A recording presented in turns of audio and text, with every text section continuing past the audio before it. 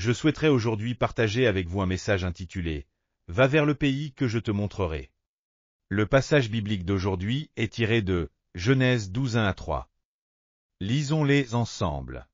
L'Éternel dit à Abraham, « Va, quitte ton pays, ta famille et la maison de ton père pour te rendre dans le pays que je t'indiquerai. Je ferai de toi l'ancêtre d'une grande nation. Je te bénirai, je ferai de toi un homme important et tu deviendras une source de bénédiction pour d'autres. Je bénirai ceux qui te béniront et je maudirai ceux qui t'outrageront. Tous les peuples de la terre seront bénis à travers toi. » Dieu dit à Abraham, « Quitte ton pays, ta parenté et la maison de ton père, et va vers le pays que je te montrerai. » Le commandement que Dieu donna à Abraham dépassait le simple devoir, il était même sévère, voire cruel. Car il lui ordonnait de quitter sa patrie bien-aimée où il avait vécu pendant 75 ans, de se séparer de ses proches parents avec qui il était profondément lié, d'abandonner son vieux père et son neveu orphelin pour aller vers la terre que Dieu lui indiquerait. Tout d'abord, parlons de ce que signifie « quitte ton pays, ta parenté et la maison de ton père ».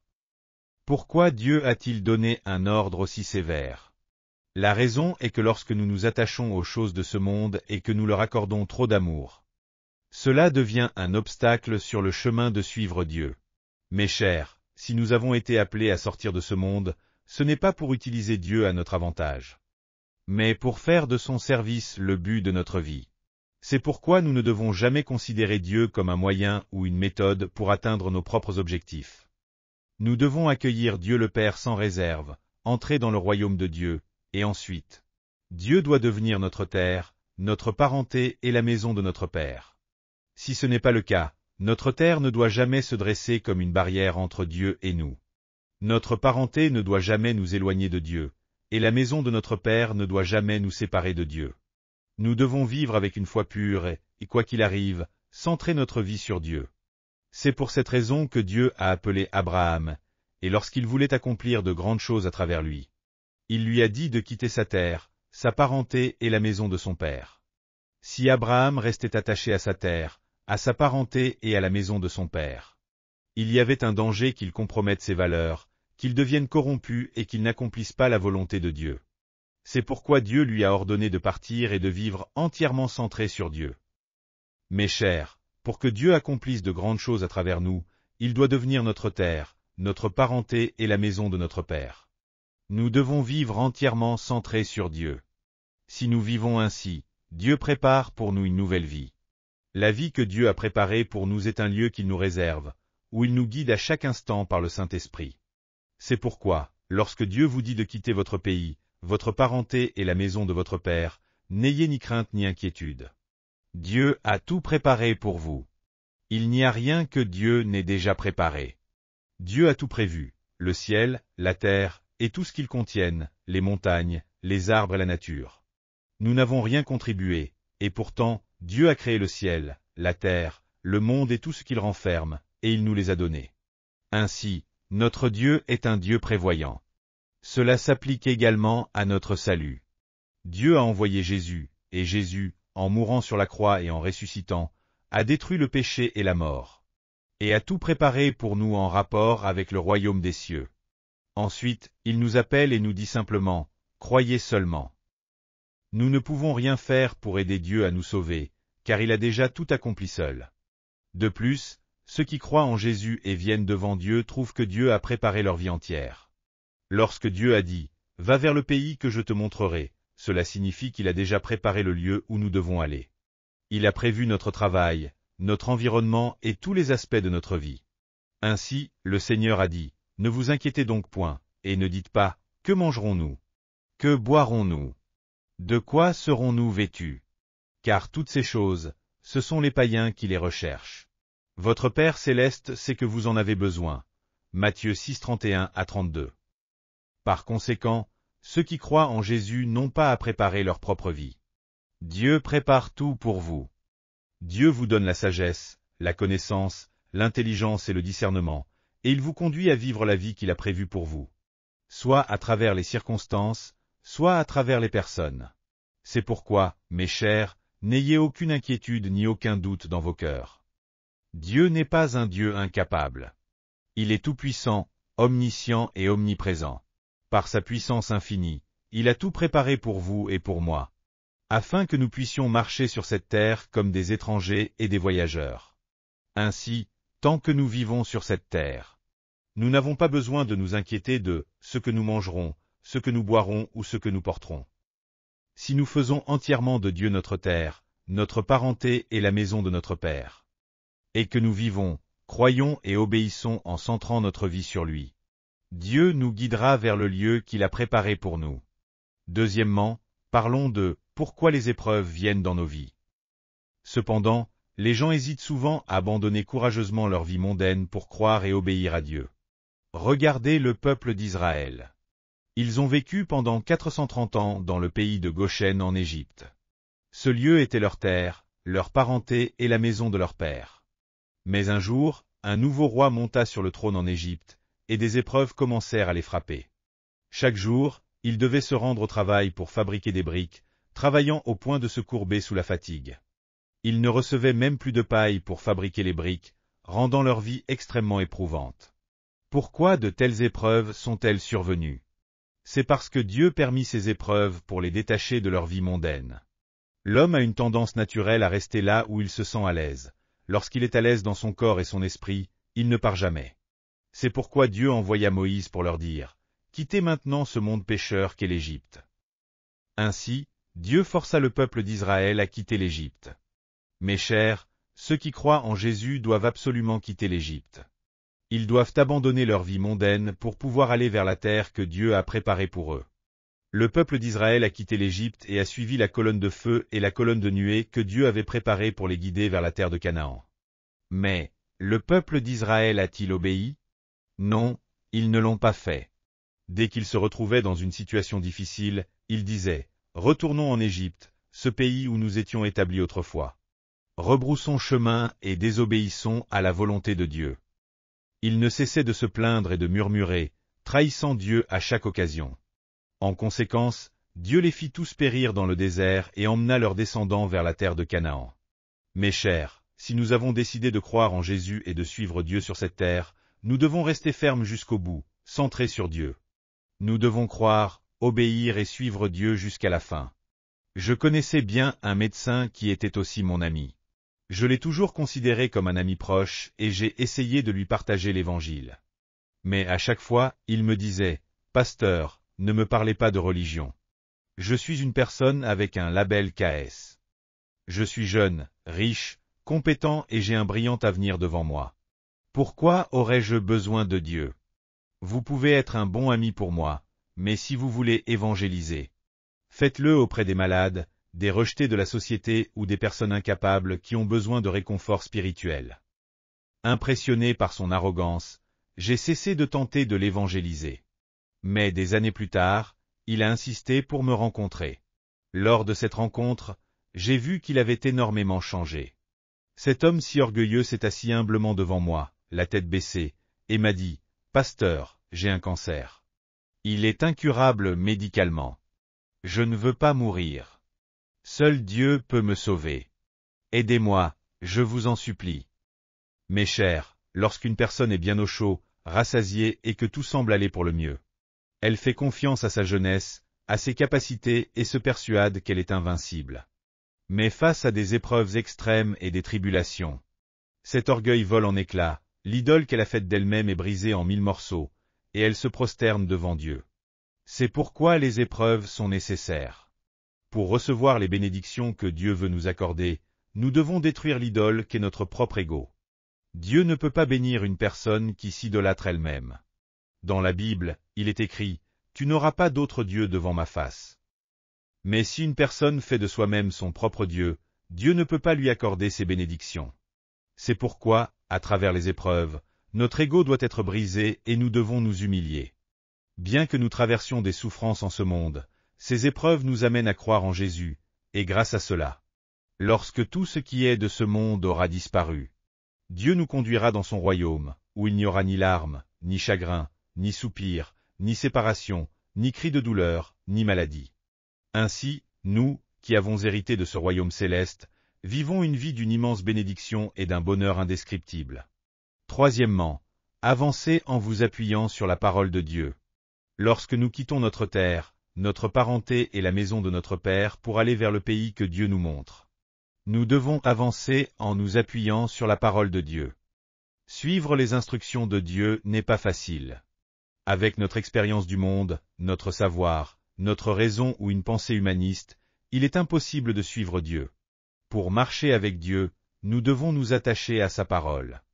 Nous devons étudier régulièrement la Bible, depuis la Genèse jusqu'à l'Apocalypse, chaque jour. Si nous passons ne serait-ce qu'un jour sans lire la Bible, nous nous en éloignons immédiatement, et avec cela, nous nous éloignons aussi du royaume des cieux. Cependant, si nous lisons et méditons la parole de Dieu quotidiennement, le royaume des cieux remplira notre cœur, se rapprochera de nous, et la voix du Seigneur résonnera avec émotion dans nos âmes. Ainsi, pour vivre selon les instructions de Dieu, nous devons prêter attention à sa parole chaque jour. Nous devons prier. Nous devons également aller à l'église pour louer Dieu ensemble, prier ensemble, et accueillir la parole de Dieu dans nos cœurs, afin qu'elle devienne notre nourriture spirituelle. Cela ouvre grandement le monde spirituel, permettant à Dieu de nous donner sagesse, connaissance et intelligence, et permettant au Saint-Esprit de nous guider. Mes chers, la foi consiste à avancer en s'appuyant uniquement sur la parole de Dieu. Rappelons-nous des disciples. Une nuit d'une obscurité totale, ils traversaient la mer de Galilée en bateau lorsqu'une violente tempête se leva. À ce moment-là, Jésus vint à eux en marchant sur l'eau.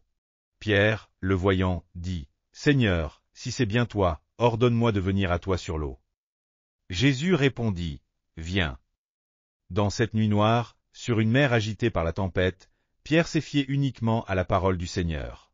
Il a mis toute sa vie entre les mains de cette seule parole, « Viens », et il est sorti du bateau. À ce moment-là, il a commencé à marcher sur l'eau. C'est cela, la foi.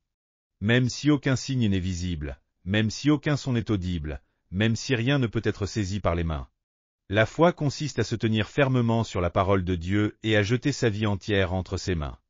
Avec une foi intrépide, déclarant, « Si je vis, et si je meurs, nous devons confier notre vie au Seigneur. » Et lorsque nous faisons cela, le Seigneur prend la responsabilité de nos vies et nous conduit.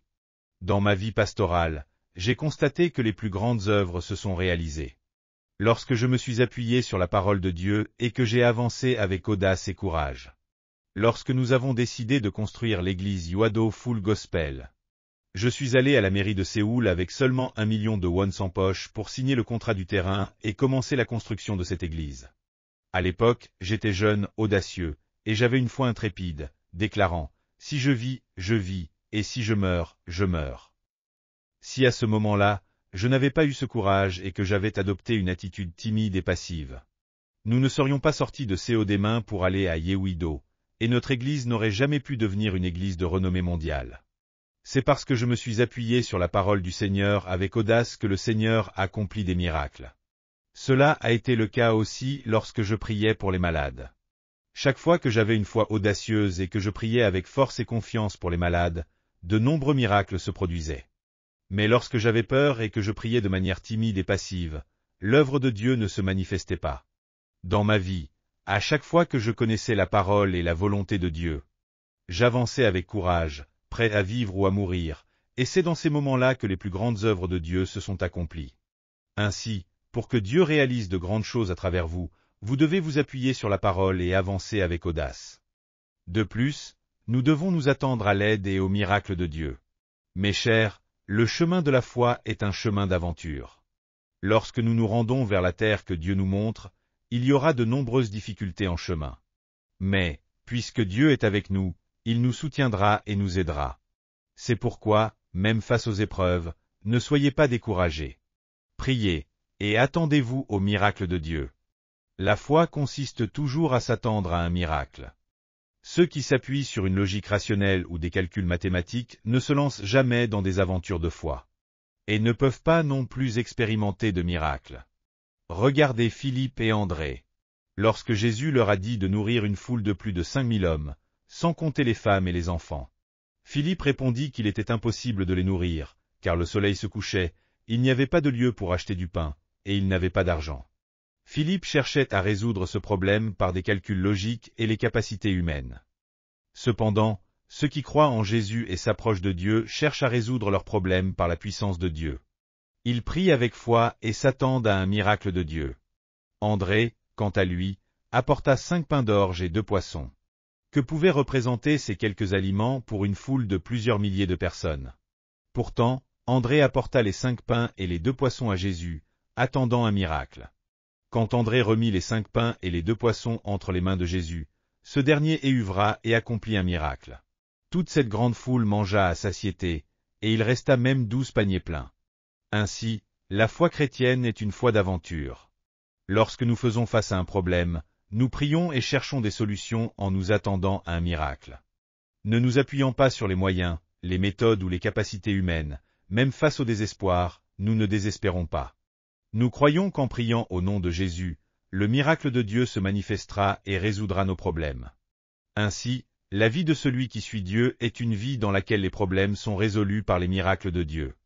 Mes chers, notre Dieu est un Dieu bon. Dieu prépare toujours des bénédictions et du bonheur pour ceux qui croient en lui obéissent et le suivent jusqu'au bout.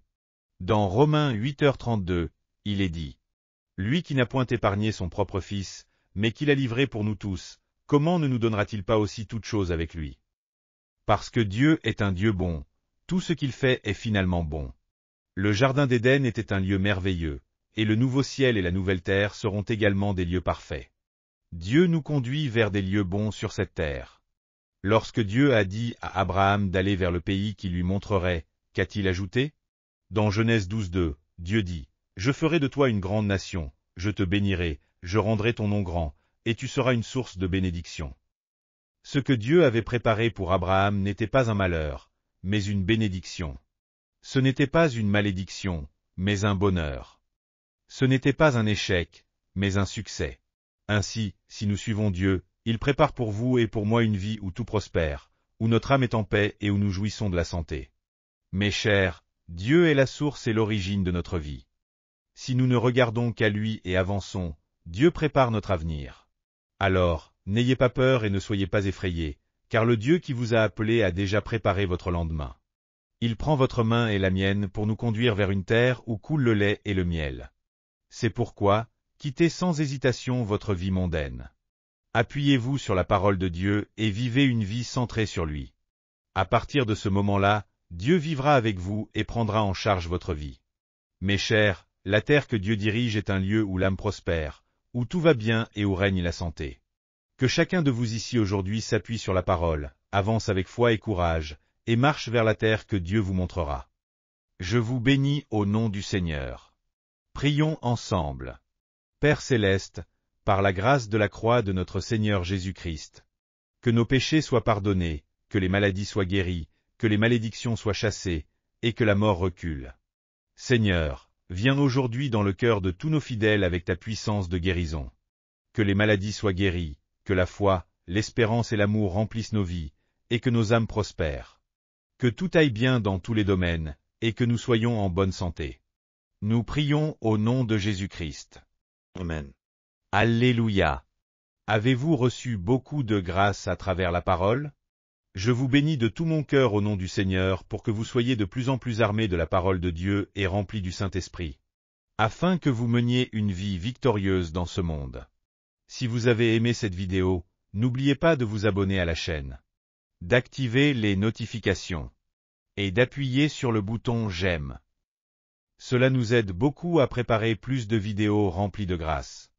Et aussi laissez vos sujets de prière dans les commentaires, notre équipe priera avec vous devant Dieu. Nous nous retrouverons avec joie dans la prochaine vidéo. Que Dieu vous bénisse grandement.